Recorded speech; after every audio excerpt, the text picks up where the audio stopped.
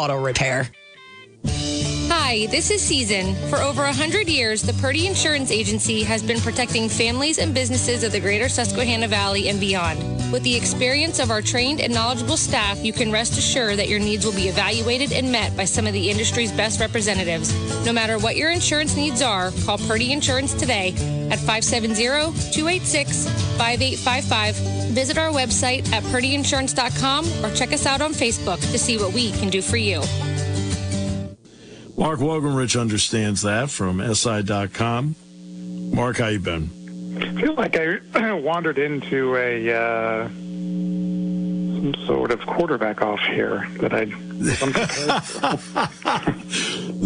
Matt gets over emotional about like all of his teams, so I balance him out with just by saying stupid stuff.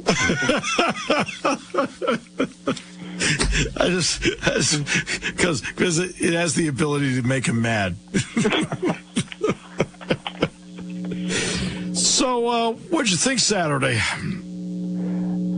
I had a lovely day once the rain stopped. What a miserable drive. Yeah, that was, and I knew it was going to limit the crowd, which was kind of a shame. I really expected big numbers. I didn't really look at the weather until Friday and went, oh wow, that's gonna mitigate. Yeah. I thought 75,000. Yeah, we're gonna come. It was fun. Defenses always seem to be ahead of offenses, especially in spring, and especially when an offense is just going to run a very, very based operation, and you've just got like defensive ends kind of teeing off straight up, one-on-one against linemen, so they look better than maybe. They look better than they would obviously in the fall, but there's, you look through that defense and you saw it on the field, even without a number of players who are going to be starters this fall, there's a lot of talent on that defense.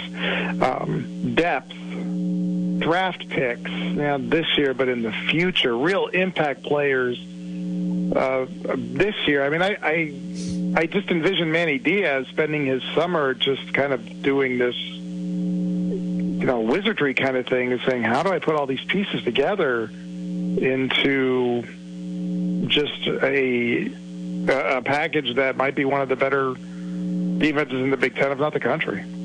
Yeah. Dani Dennis Sutton, of course, had a big day. And people forget he did not go through the spring practice last year because McDonough doesn't let you leave early. Right. And as I said early in the broadcast, I said KJ Winston, I said, when it comes to being a safety, it looks like he's out of central casting. He's all right.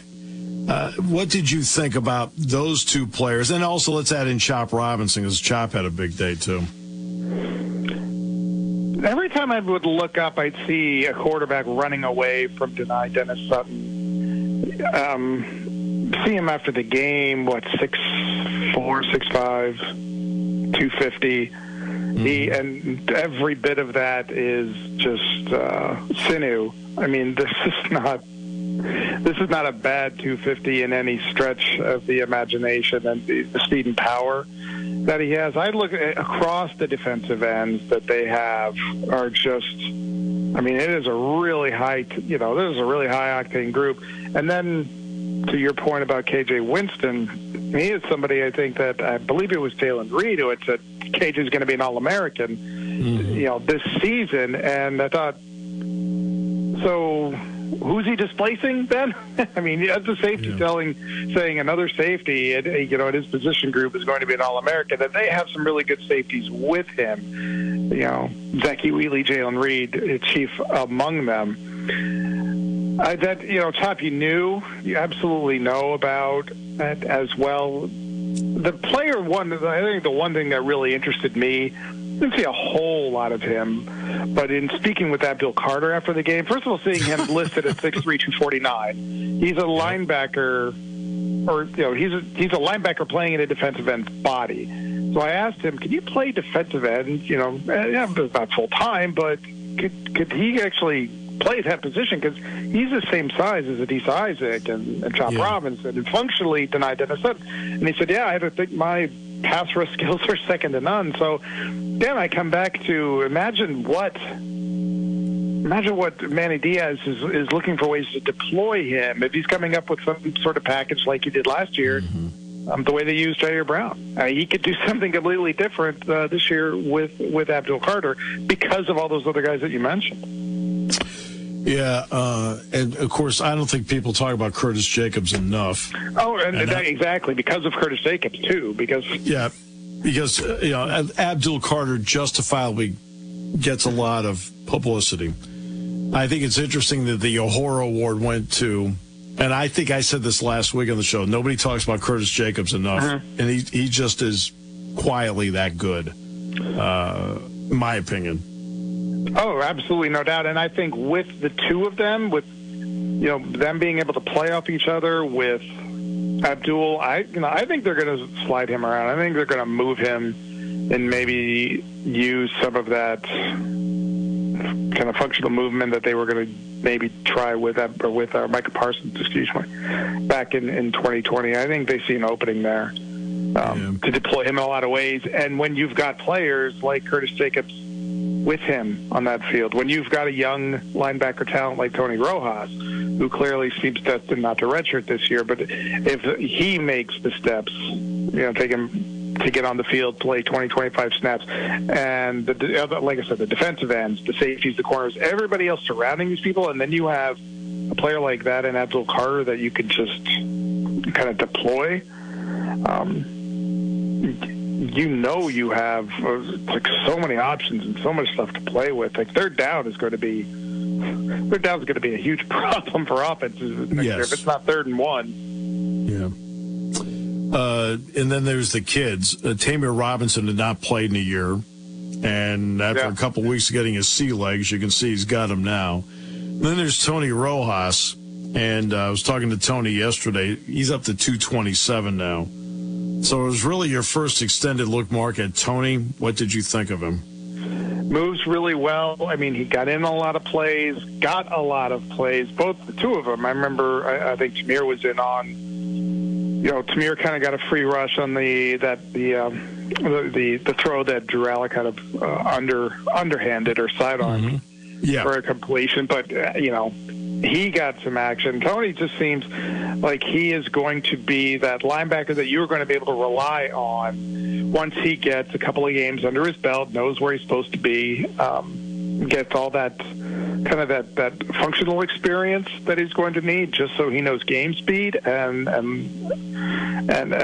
proper location and staying within his lane, all of that sort of thing.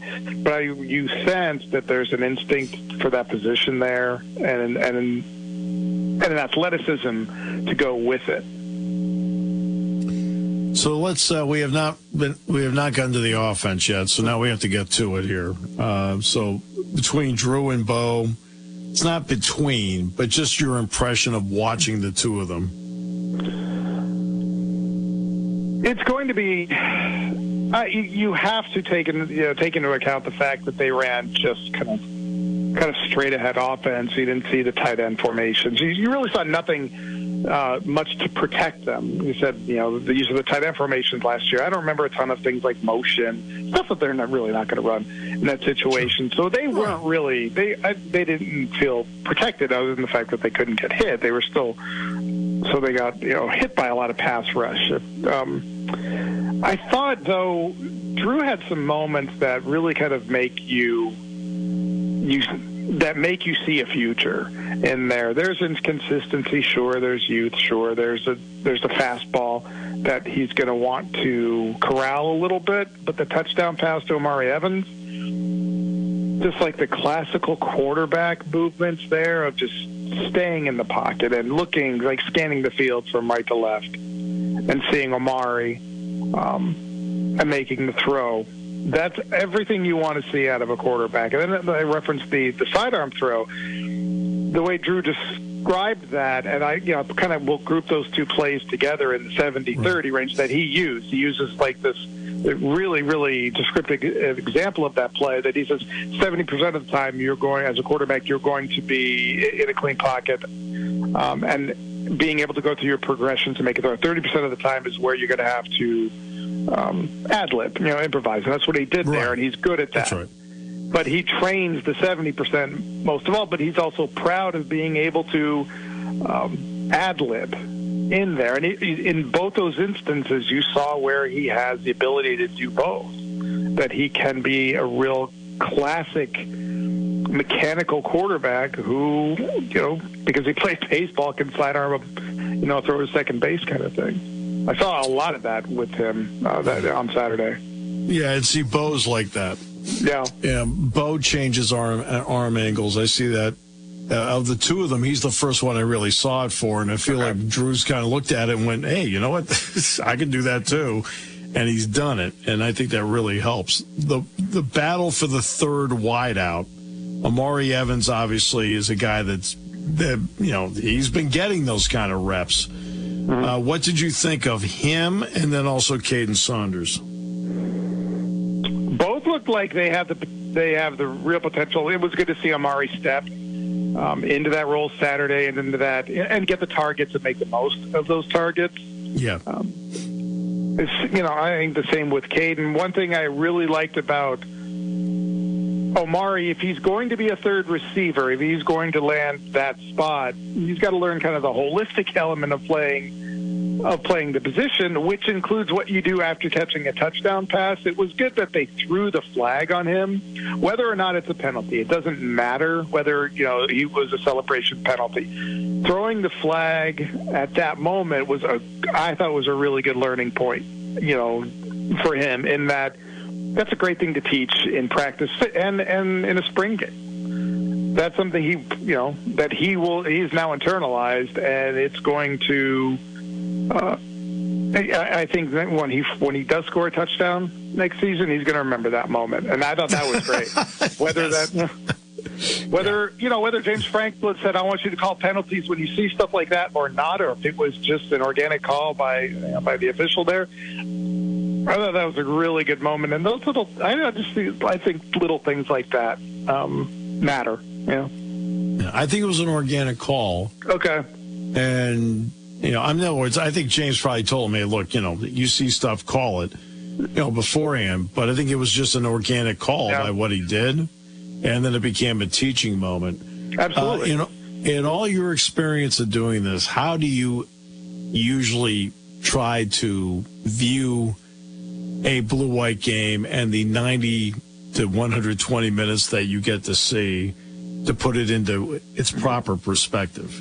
I want to see what the coaches, and I really like the fact that the coaches are on the field. They're fun to watch. Yeah. When James is on the field and the other assistants are on the field, because I think when they get in the moment, this is not just a meaningless scrimmage to them. This is they only get 15 of these practices in the spring. They're going to maximize whatever moment they get, so they're going to react to things. So I try to. That's what I see. What are they finding important? What is James reacting to?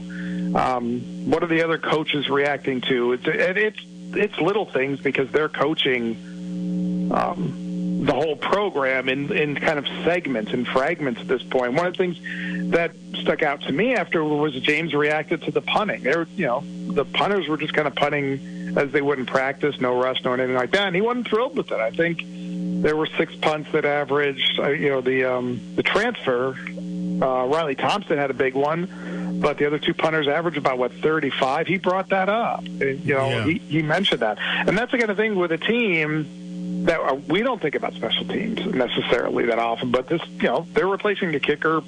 Field goals, kickoffs, punts, snapper, holder. They're replacing everybody there. So we're not going to think about special teams until they're in Columbus trying to kick a game-winning field goal with 4 seconds left. They're punting from their end zone, leading by 4 with 2.5 minutes left. Sure. And it goes wrong, and then we're going to think about it. James reacting to that in that moment on Saturday, and probably all season, or all spring rather, that resonated with me. Yeah. Look, he puts a heavy emphasis on it in practice. I mean, the longest period of a practice, I'm talking every day, is special teams. In terms of a period that's dedicated to in terms of minutes. All right. Always a pleasure, my friend. Thanks so much. Appreciate it. And hopefully the trip back was a little bit better with less rain. Very pleasant. Yeah, it was lovely going back. But glad it didn't, happily there was no 3 o'clock thunderstorm that would have just wasted the rest of the day. That worked out well. Yeah, brutal. But I'm driving in I was driving in like 10:30, 11 o'clock, and it's pouring. I'm like, okay, great. Yeah, that was terrible. You knew it was going to keep the crowd down, and you knew the potential was. I was like you. I thought they'd be 70 to 75,000. Really did, yeah. Yep, I'm with you.